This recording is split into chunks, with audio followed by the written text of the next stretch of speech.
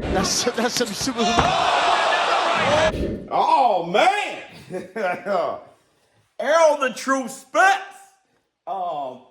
It's funny when you see Errol Spence. If you post anything or if someone posts something of Errol Spence, it's kind of like a Bigfoot sighting, right?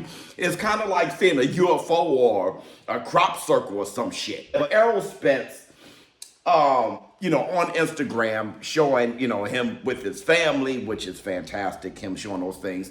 And then you see him jogging. It looks like he's in great shape and he's jogging and stuff like that. And, it kind of teases the fans a bit. You have All Things Boxing. He jumps in the comments. Shout out to you. That's my boy. And he's pretty much saying shit or get off the pot. All right. So he's kind of like, man, you teasing the fans, are you going to come back or not? And if not, just retire. But Errol Spence has a response that I think makes sense to me. All right. He's saying he's going to come back when he wants and nobody's going to rush him to do shit. Really, he's going to make the decision he wants. I think Errol Spence is absolutely right. Listen, he's the one who's going to be taking the punches in there. All right. And we were all excited when we saw a possible comeback with him and Fundora in the ring. And that, didn't pan out. OK, but and for whatever reasons. But Errol Spence looked like he was hungry to come back. And it looked like that was the next fight. Of course, that fight didn't materialize. And now they're talking about Fundora versus Himzu rematch. So, yeah, we were all excited about it. But, my take is this with Errol Spence. I'm not really thirsty for Errol Spence to come back. I would honestly be just fine with him retiring. I enjoyed his career very much. If he retires, I definitely enjoyed his career. And I like what I see, all right? Listen, I remember, and I will never forget, when his accident was reported, and all we had was the photo of the car wreckage, okay? I didn't know if he was alive. I didn't know if he was going to make it. I definitely didn't think he was going to fight again. I mean, hell, for him to come back and fight for undisputed against Terrence Crawford, that's just miracle shit. And he did come back after a car accident. And he gave us 3 fights, right? Danny Swift Garcia, Yordenis Ugas beat them. He stopped Ugas, okay? And then we finally got the big fight we've been looking forward to, the biggest welterweight fight expected, or the expectations for this fight was huge. It was like the biggest one since Manny Pacquiao and Floyd Mayweather. He gave us that, okay? And honestly, I am totally fine. With whatever Errol Spence does, I'm totally fine. On top of that, the biggest reason why I'm totally fine is because boxing is lit right now. I mean, boxing got all these great up-and-comers and all these great matchups, and honestly, it's extremely exciting right now, and which is a great segue to Moses. Fella outside of the ring and Moses put on a spectacular performance last night on the undercard of Josh Taylor versus Esselman, which, let's talk about this real quick. Josh Taylor Esselman beat Josh Taylor, and honestly, I don't think he was even trying to, bro. I think he could have wrecked Josh Taylor. I think he could have knocked him out. Josh Taylor just doesn't look that solid to me. He looked good the first half of the fight, but I saw very quickly that Esselman can punch through his guard. If Esselman just opened up a combination, he was punching through the guard of Josh Taylor, and it just looked like at any moment he could have knocked him out. Guys like Boots, even Brian Norman Jr. I think Brian Norman Jr., though Josh Taylor is better than Brian Norman Jr., I just think Brian Norman Jr. as a fighter, that matchup, I think he'll open up on him. I think he'll punch through his guy. I think he can wreck him. I think he can wreck Josh Taylor. What I saw was Josh Taylor, fantastic fighter, all-time fighter, but I saw a guy was more finished than Esselman. Esselman, 36 years old, more fights, and Esselman looked in a better physical condition than Josh Taylor. But let's get back to Moses. Moses is such a fantastic talent. When you talk about hand-eye coordination, reflexes, IQ, hand speed, footwork, anticipation, timing, power. This guy here has the goods. He is someone to be extremely excited about. And he just turned 20, right? Or I think I think he'll be 21 soon. I bet you guys, please check me on that. But he's 20 now. That is extremely young to look like he looks. And when you think of the heavyweight division now, and I was saying this for a while, the big, super duper fat, big, giant heavyweights, as far as just big, you got to be 300 pounds and stuff, that should be the past. The best heavyweight, the Usyks of the world, those who can move, all right? Moses is looking to the future, okay? I do like these heavyweights coming up. Moses being one of them. Fabio Wardley being another. Agakaba Yall knocking out Big Bang Zhang. All right, just letting you guys know. Movement. Look at how Moses was able to escape with the footwork and time. His op. What's his name? Balogun? I don't really know how to say his name. Balogun? It doesn't matter.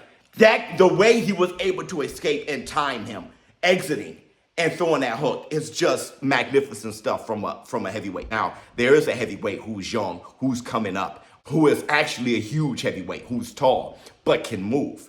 And that's Tera Moana.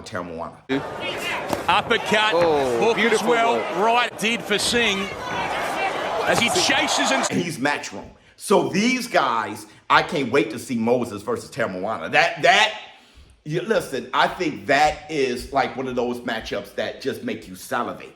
But the great thing about Moses, and I know people in the comments going to say, well, who did he fight? That guy was a tomato can or whatever you guys want to say. What I do like about Moses is his mentality. Check out what Moses had to say here. I should be happy with my win, and I am.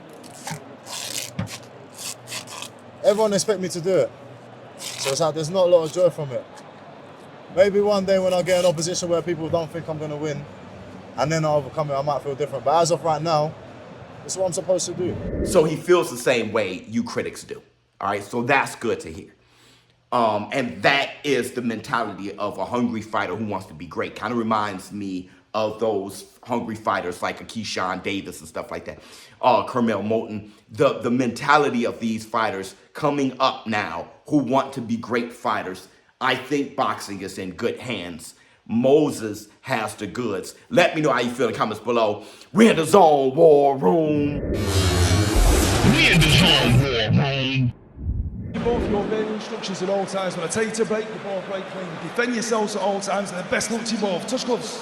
professional fight number 12 for the thrilling Moses Itauma. He's yet to lose anything, amateur or pro. The Kent southpaw who carries sharp shooting power, skills, and he's dealing so well with the immense pressure and expectation on those young shoulders. The building blocks are being put in place, and he's in with a hard-hitting but aging and a tad vulnerable Mike Balogun. And Frank George and Francis Warren want Itauma to showcase in front of different audiences. So here he is in Glasgow and getting that southpaw jab off to a very nice start to the body. So fast, so quick with his reactions, not just the delivery of shots, but the way he glides in and out of range, but always feinted, always trying to find the openings. Balogun, as I say, can be vulnerable, but there are 16 KOs. You know, if he wants to have a chance here, it's trying to land that left hand of his. Starting the contest brightly, but it won't be long until we see the power from Itauma. The power and class. You were so impressed, weren't you, out in Riyadh, Barry? Well, he's just fantastic, the way he sets the shots up and also the angle of attack. You know, for a big guy, you can't move your body that way. You're not supposed to move your body the way that he does. You know, he moves like a middleweight with the power of a heavyweight. That left hand already just slightly troubles Balogun. He goes to the body too, Moses Itauma. Remember, Murat Gassiev did him in 2, and he might want it in 1. Carl said it earlier, and he's going for it. Thunderous left hands, and down goes the American inside the opening minute and a half, and he looks to his corner as if to say, what just hit me? Will he get out? It's very late. John Latham has a good look, and he looks back in his corner. Mike Balogun, but he's in a whole heap of trouble, and Moses Itauma can take him out right now. Balogun's got to keep that right hand up. He can't miss with the left hand. Itauma is far too low from the American.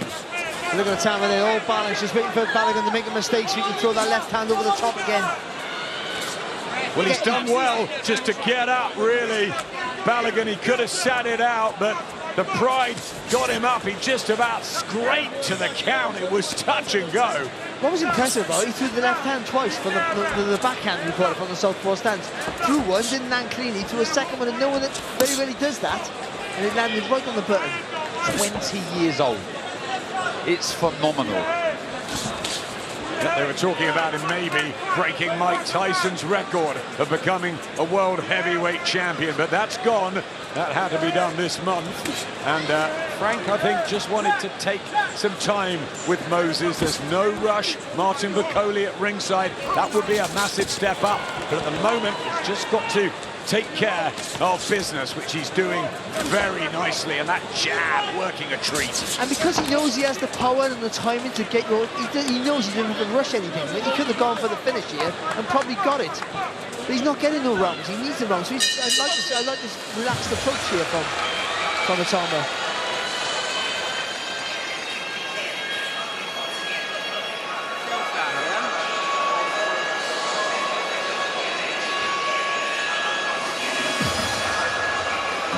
Anytime you're not sure, look set, might counter, a little bit of lead hand, bit of up and down, yeah? Take your time, you'll set them shots up again. Give me the bucket. Not blow your nose. Dummy. Good. Keep that bit. Well, Moses Itama wasted no time getting that left hand working. Almost 10 seconds. Great shot, look at that. And again, they throws it again, so he doubles it up. Seconds out. And the second one didn't hit as clean as the first, ironically. He's got so much natural power that if he hits you anyway, you're in trouble. He just looked down at the timekeeper there, Moses Itama, waiting for the bell to ring. Cool, relaxed. Lovely fella outside of the ring. And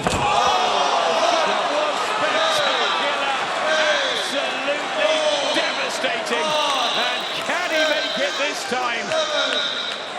The count's at 9. Brave man, Mike Balogun from the States. Up twice from heavy knockdowns, the second especially. And he's going for it. Fair play to him, Barry. What a great effort there from Balogun. He was done there. He's got to get up and recover. That's some super... And there's no way the fight should continue. It is finished in the second round. Moses Itama lights up Glasgow. He did it in Saudi Arabia, and a few months on, it's now Scotland. What's next for this emerging superstar in heavyweight boxing? Well, I'm just looking at the faces around ringside, and they're amazed at what they've just seen there. You know, that was spectacular. That first lead right hook was, I mean, it was so special. It was so spiteful. This man is the future. It's a lovely time right hook there. And to be fair, the fight was over. But somebody finds the people. This shot, look at that's a lovely time shot. Look at that. So a little lean back, turns the body, so he gets that little torque in the punch as well. They get that power in that right hook. So look at that. Okay, do you know what that is? Composure. Because the guy's rushing at him. He's got such a calm demeanour at home, and he did that. No panic. Takes a little half a step back and sees it all. Because he stays calm, it gives him a better vision than most other fighters. Ring intelligence, moves like a middleweight, and punches every bit of a heavyweight. What a combination. It's his temperament. His temperament does it. There's some ugly faces there, literally. It's just incredible. I mean, absolutely stunning. Offensively, obviously, as we see there, he's so good. But do you know what goes unnoticed is how good defensively he is, how sharp his reactions are, how quick the feet are to be able to find those counter right hooks. What a fighter, what a talent. I think the way he just comes with pressure. We see that of all these world champions, but he comes with the pressure of expectation. He doesn't panic in the ring. It just gives him loads of time to think. Wonderful team around him. There's family. There's a tight-knit group in the Ben Davison stable. Francis Warren believes he's got a sporting superstar on his hands. He thinks he could be the next Messi, the next Federer, anything like that. The sky's the limit believes Francis Warren. Who knows what the ceiling is for Moses Itauma? Well, we've got Fabio Wardley, another undefeated heavyweight, getting his homecoming fight at Portman Road against another unbeaten fighter and a good one in Justice Hooney. It's Queensberry against Matchroom. Dillian White on the card too, part of your subscription on the Zone. June the 7th, the date for that one. Hope Moses can be there. He's, wow. It's just wow. That's what it is.